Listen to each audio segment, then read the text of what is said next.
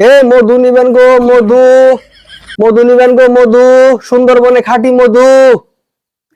এ বেটা খারন, আসেন আসেন আসেন।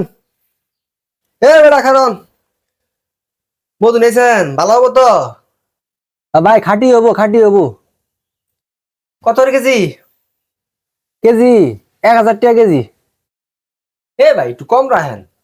আরে বেশি হবো কে দাম? ওই পারে একজন নিল, বুঝছেন? আমার মধু যদি আপনি একবার নেন তাহলে আমারে খুঁজবেন আপনি হারিকেন লাগায়। আরে ভাই রাহেন সেন একটু কম, 500 টাকা কেজি রাহেন। নেন নেন, 1000 টাকা কেজি বেশি দাম না। ওই পাড়ার একজন নিছে তো ভাই।